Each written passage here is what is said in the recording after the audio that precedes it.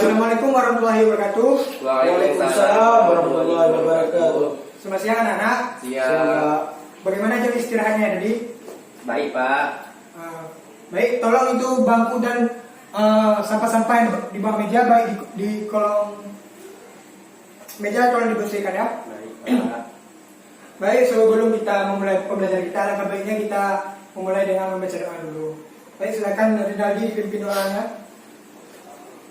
Baik, bismillahirrahmanirrahim. Rabbi sholli sadri wa yassir li amri wahlul 'uqdatam min lisani yafqahu qawli.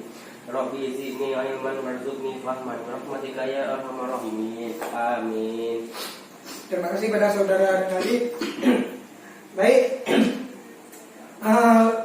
Sebelum kita memulai pembelajaran ke dalam materi pokoknya, kita akan mengulang kembali beberapa materi yang minggu lalu mengenai Kindo Plandai. Nah, apa-apa saja ciri-ciri Kindo Plandai yang sudah kalian ingat, yang sudah Bapak beritahukan kemarin? Saya Pak. Silakan.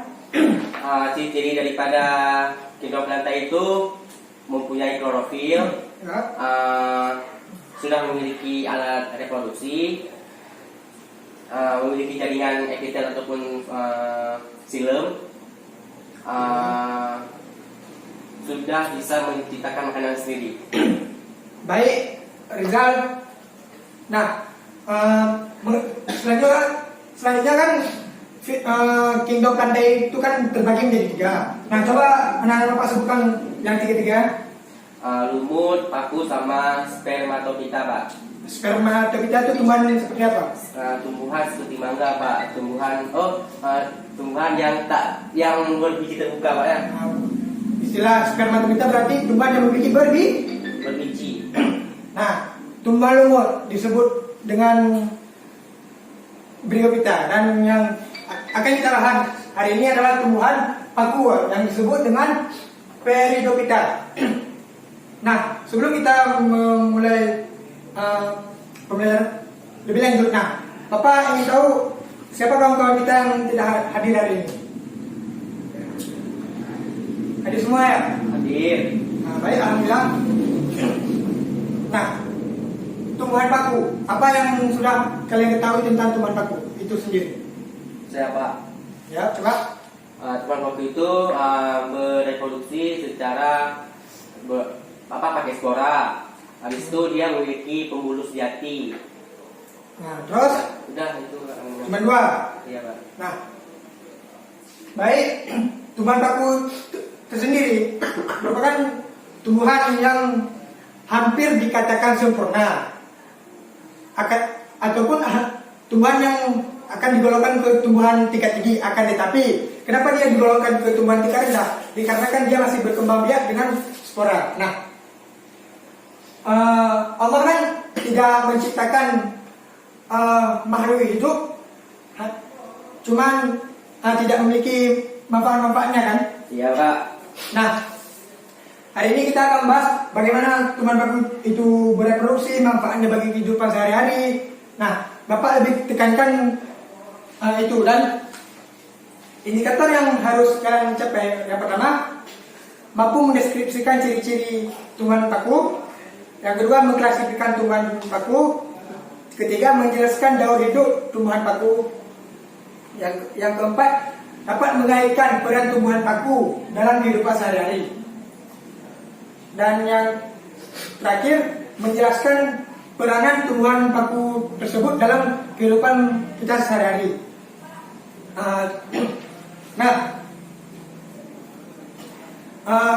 Kemarin ada Bapak suruh bawa buku paket kan?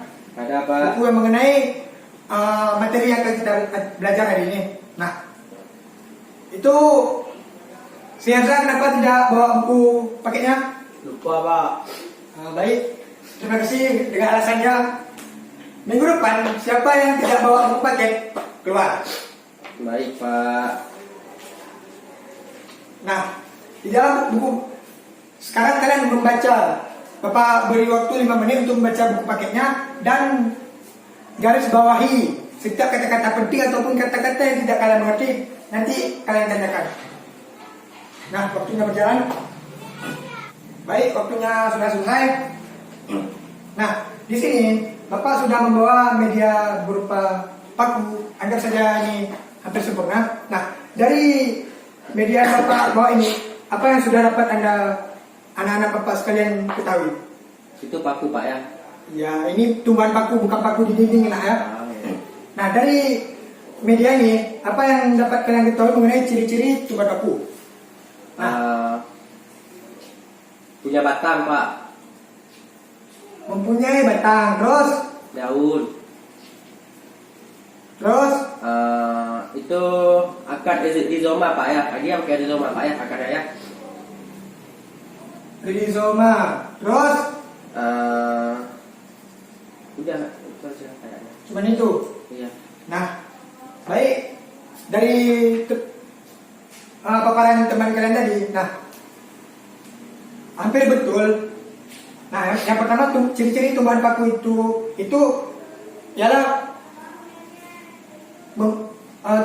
akar, batang dan daunnya sudah dapat dibedakan. Istilah lainnya sudah kormos. Nah, sebenarnya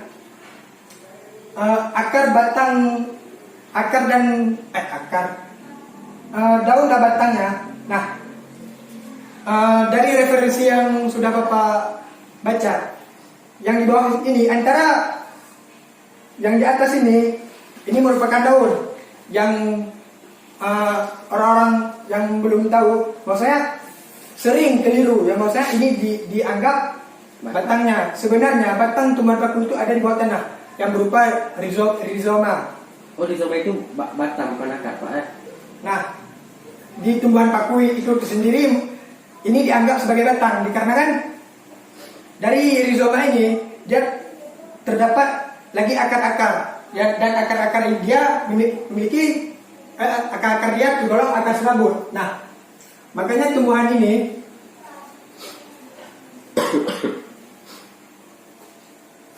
dikatakan kormos.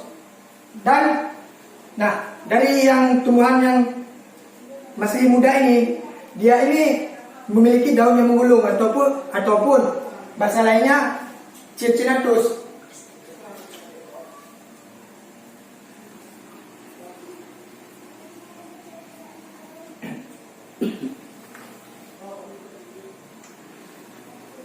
Nah, baik. Selanjutnya, nah Bapak ingin bertanya, tumbuhan paku ini kan bereproduksi dengan spora. Ya, Nah, spora ini tergolong, baik. Sebelum kita lanjut ke spora, itu agak panjang sedikit pembahasannya. Kita beralih ke pengklasifikasian tumbuhan paku sendiri. Pengklasifikasian tumbuhan paku itu ada dua. Nah, siapa yang tahu coba sebutkan? Ini secara umum dulu kita bahas ya. Baik, bila ada yang tidak tahu ataupun belum menemukan referensinya. Nah, pengklasifikasian pertama ini ada pada daunnya. Yang mana daunnya ini ada dua. Ada makrofil dan mikrofil. Nah, makrofil berarti otomatis daunnya besar dan dapat kita lihat dengan mata telanjang. Dan yang mikrofil ini berarti otomatis daunnya kecil. Dan yang selanjutnya di tumbuhan yang bersifat tumbuhan paku tersendiri, dia memiliki dua daun. Nah, coba ada yang tahu daunnya bagaimana dan atau fungsinya? Coba. Yang kayak mana Pak, yang tropofil itu Pak ya? Apa? Yang daun tropofil gitu ya? Yang pertama tadi daun berdasarkan bentuk ya. Iya. Yang kedua berdasarkan fungsi. Apa tadi? Tropofil. Tropofil. Maksudnya apa ini? Itu fungsinya untuk fotosintesis.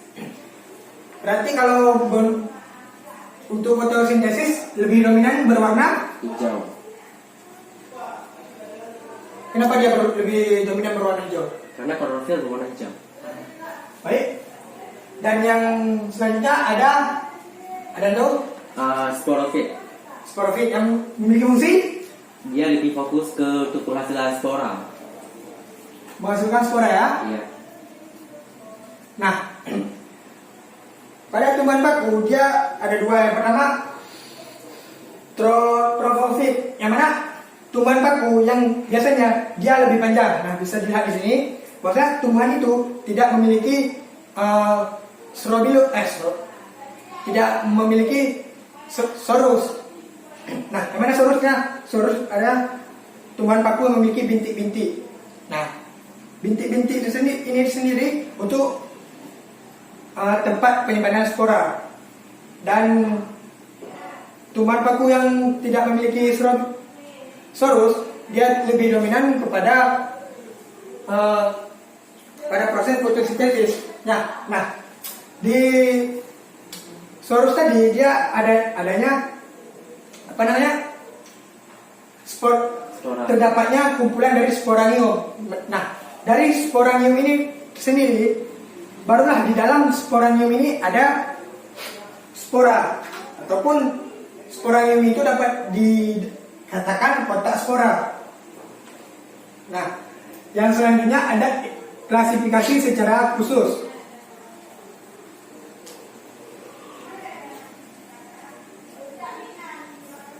Nah, klasifikasi secara khusus ini kan ada 4. Oh, ada 3. Nah, coba anak bapak ada yang tahu yang pertama apa? Saya Pak. Ya, silakan. Homospor. Ya Pak. Homospora. Bukan. Ya, selanjutnya Heterospora, heterospor, sama peralihan.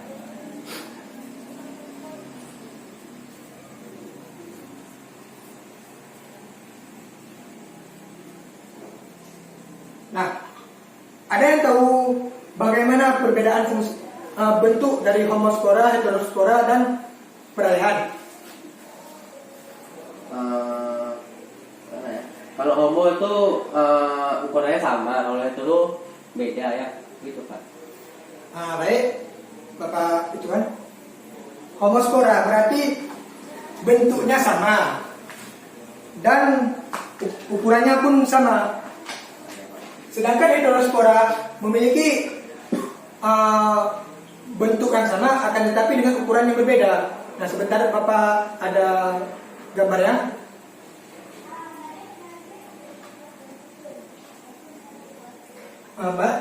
Bapak gambarkan saja berhubung gambar yang tidak dapat ditampilkan. Berarti kalau homospora berarti bentuknya sama, akan tetapi bentuknya sama dengan ukuran yang sama.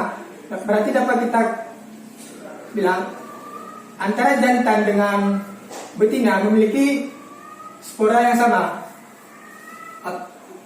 Bila heterospora bentuk sama, ukuran beda, berarti sama-sama bulat, akan tetapi ukuran betina ataupun sel of telurnya lebih besar daripada sel sperma pria dan peralihan. Nah, bagaimana yang dikatakan dengan peralihan? Pak, tahu Pak. Yang peralihan ini berarti dapat dibedakan dikarenakan ukuran bentuknya berbeda dan ukurannya pun berbeda. Berarti dapat kita bedakan dengan mata telanjang. Nah, contoh dari homospora ini ialah Lycopodium. Sebentar, lupa lihat.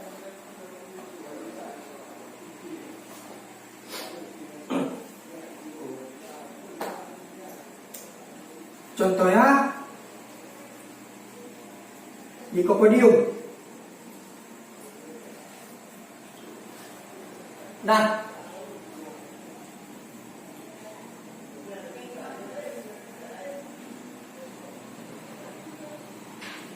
kita selanjutnya beralih kepada metagenesis daripada tumbuhan baku.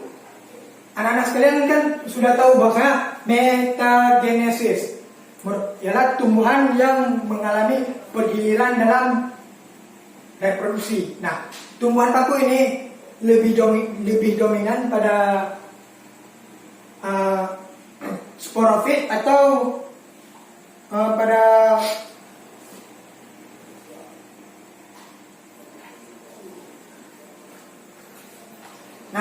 tumbuhan paku ini cenderung lebih dominan di fase sporofit daripada fase gametofit. Nah, fase sporofitnya itu sendiri adalah fase dalam bentuk yang dapat kita lihat. Contohnya langsung pada paku yang dapat kita lihat pada kehidupan sehari-hari. Nah, pada tumbuhan paku kan ada paku yang tidak memiliki spora, bukan tidak memiliki, sporanya itu menempel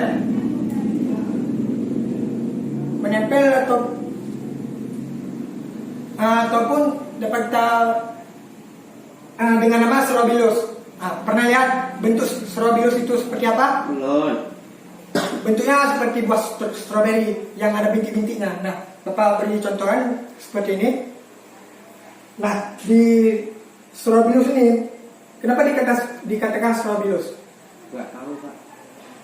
Dia hampir sama seperti sorus, akan tapi strobilus ini dia membentuk seperti kerucut. Kerucut seperti ini. Dan di sini terdapat kumpulan dari sorus-sorus yang menempel berdekatan. Nah, selanjutnya kita pada metagenesis. Kan tumbuhan paku kan mengalami pergiliran. Ya. Sebelum dia menjadi paku yang seperti ini, tentunya kan dia dari spora dulu. Nah, ini Bapak contohkan pada paku peralihan ya, karena lebih mudah untuk dipahami. Nah, di sini dari sorus ini tadi, di dalamnya kan ada sporafit atau sporanium. Nah, sporanium yang sudah matang, nah dapat dilihat di sini. Apabila dia sudah matang, dia akan mengeluarkan spora. Bentar Bapak tempel di dinding.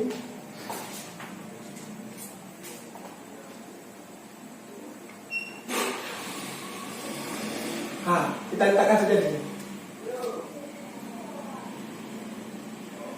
Nah, pertama spora. Yang kedua, apabila spora yang sudah masuk ke dalam jatuh pada tempat-tempat lembab, dia akan berkembang. Dan selanjutnya disebut dengan, nah ini apa? Kayak bentuk hati. Nggak tahu, Pak. Dia akan berkembang menjadi gametofit, yang mana gametofit itu sendiri merupakan fase awal daripada tumbuhan paku ini sendiri. Yang mana dari gametofit ini dia akan menghasilkan dua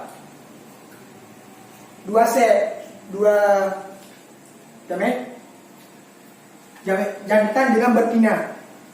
Yang jantan disebut antheridium, yang betina disebut archegonium. Nah, dari sini yang manakah jantan dan betina? Kiri atau kanan? Yang mana jantannya? Yang lonjong tuh, Pak. Yang lonjong ini? Ada yang lain? Tidak, ini semua. Ya. Ini merujuk pada betina. Kalau yang jantan seperti ini. Coba dilihat lagi pada referensi lain. Nah, kita tempel saja dulu. Nah, dari kedua ini menghasilkan sel ovum, dan yang jantan ini menghasilkan sel sperma. Apabila ada air yang jatuh ataupun angin, dia akan melebur dan menghasilkan zigot. Dapat kita lihat seperti ini bentuknya, kurang lebih seperti ini. Nah,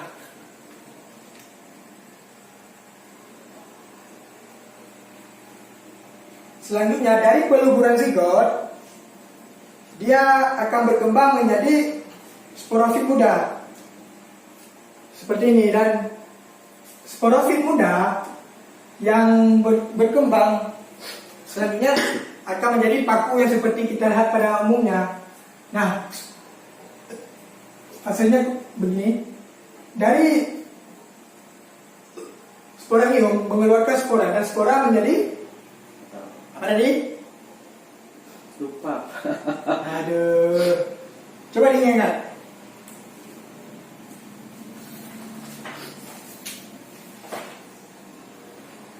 Ayo, Bapak sudah mendengar tadi. Sporanium, Pak ya? sporanium. Sporanium itu mengeluarkan spora. Dan hasil dari spora tersebut menghasilkan Sporofit. sporofit. Dari sporofit akan terpecah menjadi dua. Yang di sini merahnya, yang di atas ini menghasilkan sel indukan betina, dan yang bawah ini menghasilkan sel indukan jantan.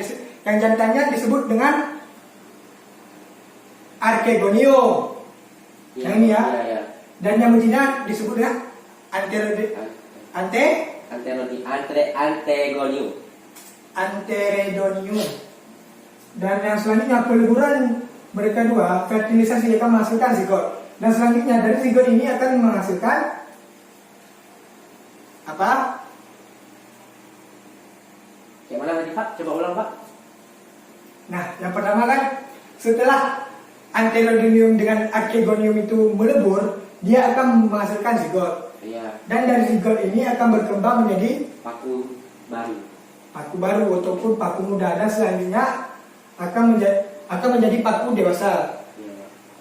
Nah, pergiliran ini fase dominan dari paku itu adalah yang sudah nampak terlihat, berarti dimulai dari fase paku muda, dan selanjutnya akan fase paku tua yang dapat dilihat dengan mata kita. Selanjutnya akan terjadilah pergiliran yang seperti yang dimulai dari sorus, selanjutnya dia menghasilkan sporanium dan spora, dan seperti itu seterusnya. Nah, dari paku tua kepada menghasilkan spora itu fase yang gametofit ataupun yang tidak dominan.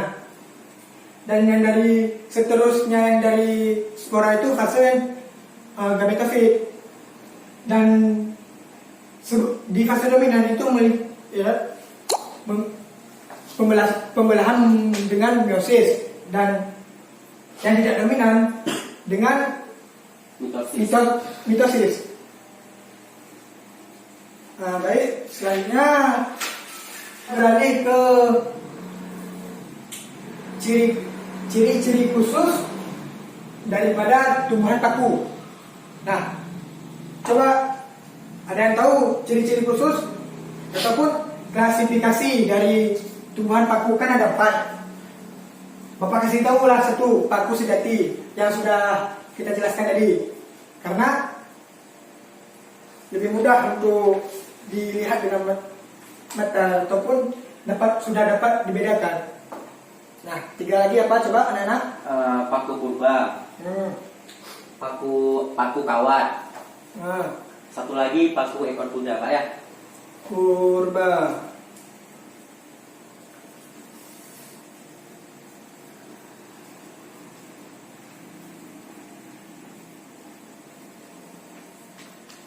Yang satu lagi paku sejati ya. Paku sejati. Nah, di sini dari 4 ini, nah 4 ini kita akan membagi ke dalam beberapa kelompok.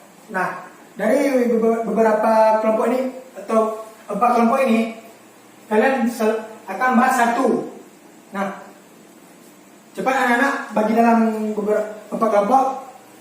Bapak kasih waktu 2 menit. Silakan. Ya Pak. Bagus. Nah, baik. Kita mulai.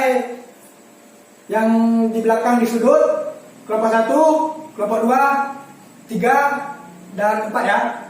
Kelompok 1 membahas tentang paku purba, kelompok 2 membahas tentang paku kawat, kelompok 3 paku ekor kuda, dan kelompok 4 paku sejati. Nah, diskusikan dengan kawan-kawan kelompok kalian semua, nanti Bapak akan tanyakan secara acak. Baik Pak. Dan kelompok yang nilainya tinggi, minggu depan akan Bapak kasih hadiah berupa kuota 1 giga untuk 1 orang. Baik, silakan diskusikan dengan kawan-kawan kelompoknya. Tentunya Bapak lupa memberikan LKPD yang mana. Nah, mekanisme kerjanya kalian kan sudah Bapak bagi menjadi 4 kelompok. Nah, dari 4 kelompok ini, kalian kan satu kelompok membahas tentang satu jenis ataupun kelompok di ujung kelompok satu paku purba. Berarti dia cuma mengalami paku purba. Nah, kelompok kedua dan ketiga selanjutnya daripada pembahasan yang selanjutnya.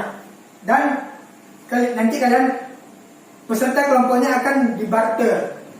Nah, dari kelompok satu pergi ke kelompok 2 satu orang, kelompok 3 satu orang, kelompok 4 satu orang, dan kalian membagi apa yang sudah kalian ketahui dengan paku purba. Dan kelompok 2 dan 3 itu seperti itu juga. Kelompok 2 pergi ke kelompok 1 satu orang, ke kelompok 3 satu orang, kelompok 4 satu orang. Nah, setelah itu semua nanti sudah kalian ketahui, maka satu orang akan Bapak pilih secara acak untuk merincikan ataupun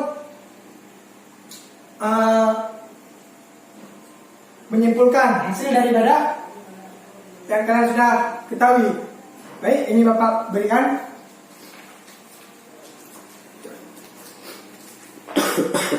Baik, Bapak beri waktu 15 menit untuk kalian diskusi, 5 menit untuk kalian men-sharing apa yang sudah kalian ketahui.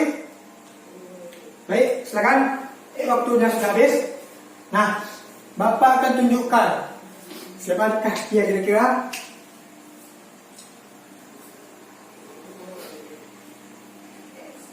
Rizaldi, silakan untuk memaparkan hasil yang sudah Anda ketahui. Nah, baik, silakan. Berdiri, Pak. Nah, silakan berdiri. Baik, saya dari kelompok 1 ingin menjelaskan, ingin menyimpulkan dari hasil dari kami semua. Yang pertama itu paku purba. Ciri-cirinya itu rata-rata sudah punah. Habis itu masih. Tolong suaranya digedekan agar kawan-kawan itu dapat mendengar. Maaf Pak, saya kurang sehat Pak Bro. Oh baik. Yang pertama itu rata-rata sudah punah. Yang kedua masih bertalus. Yang ketiga memiliki daun makrofil. Contohnya itu contoh daripada tumbuhan paku purba itu seperti Silatum sp. Nah yang kedua itu ada paku kawat. Nah paku kawat itu ciri-cirinya itu memiliki daun makrofil. Yang kedua masih punya strobilus. Contoh daripada paku kawat itu Lycopodium sp. Yang ketiga itu ada paku ekor kuda, di mana ciri-cirinya itu daun mikrofil, habis itu masih mempunyai strobilus. Habis itu yang ketiga daun kecil yang memiliki daun kecil yang mengelilingi ruas-ruas batang, berkormus. Contohnya itu seperti Equisetum debil. Yang terakhir itu ada paku sejati.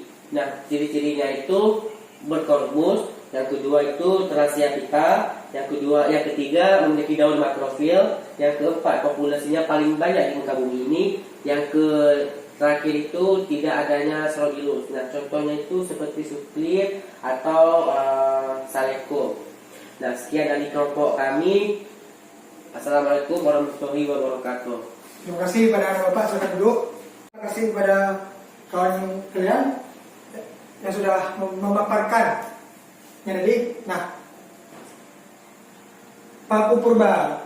Contoh berarti paku itu sudah jarang ditemui, yang tersisa cuma 2 spesies lagi.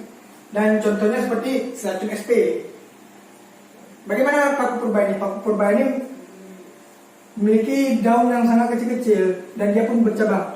Dan paku kawat ini memiliki strobilus yang mana seperti yang sudah Bapak katakan tadi, bahwasanya seharusnya saling berdepetan yang berbentuk seperti segitiga. Dan paku ekor kuda, dia juga memiliki strobilus dan daunnya bersifat makrofilan. Contohnya Equisetum. Dan yang terakhir paku sejati, yang paku yang sangat mudah kita jumpai. Nah, selanjutnya paku ini otomatis kan dapat digunakan dan kehidupan sehari-hari. Ya. Contohnya seperti dapat digunakan sebagai obat-obatan. Nah, selebih dari itu mungkin selanjutnya kedepannya dapat dimanfaatkan untuk hal-hal yang lain.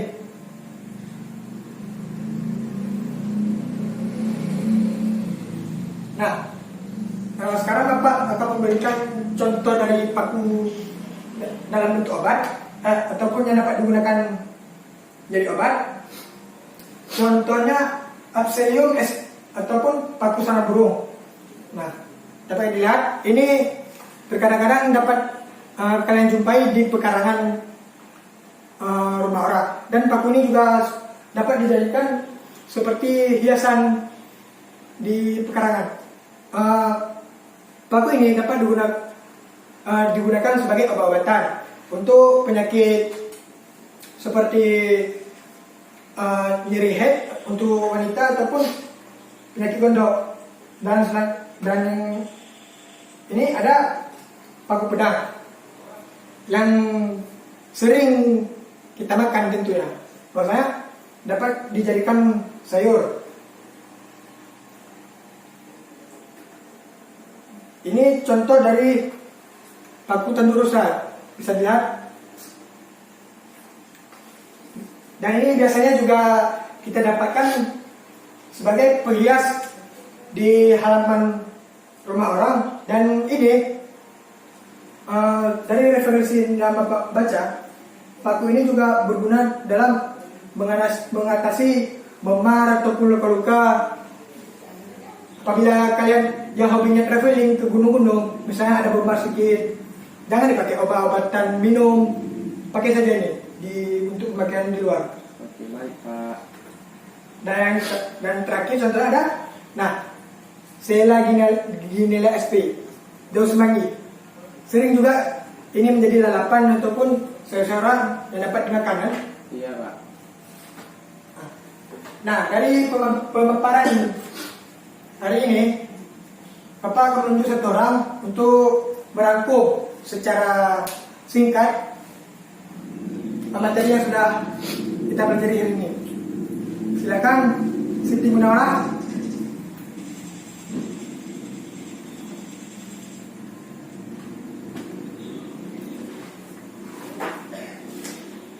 Baik, saya akan merangkum materi kita hari ini kurang lebih ya Pak ya. Ya. Terima kasih pada saudari. Nah, Bapak akan menerangkan sedikit lagi. Nah, bahwasanya tumbuhan paku ini merupakan tumbuhan tingkat rendah yang sudah dapat dibedakan antara akar, batang, dan daunnya. Dan tumbuhan paku ini mengalami dua pergiliran ataupun metagenesis, yang mana fase dominannya itu ialah fase sporofit, dan yang tidak dominannya fase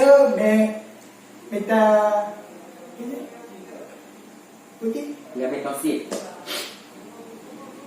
Fase yang tidak dominannya ialah fase metagenesis, dan fase sporofitnya itu nampak kita lihat. Contohnya seperti pakuan yang sudah nampak kita lihat baik di pegunungan, pinggir jalan ataupun di teras rumah orang. Dan paku-paku ini tersendiri dapat digolongkan kepada 4: paku purba, paku kawat, paku ekor kuda, dan paku sejati. Manfaatnya seperti penghias obat-obatan dan sumber makanan. Nah, selanjutnya sebelum kita menutup pertemuan kita, Bapak akan memberikan lembar soal yang selanjutnya minggu depan akan kalian bawa kembali untuk Bapak mengecek. Sekalian kalian mengingatkan Bapak untuk memberikan hadiah kepada kelompok-kelompok yang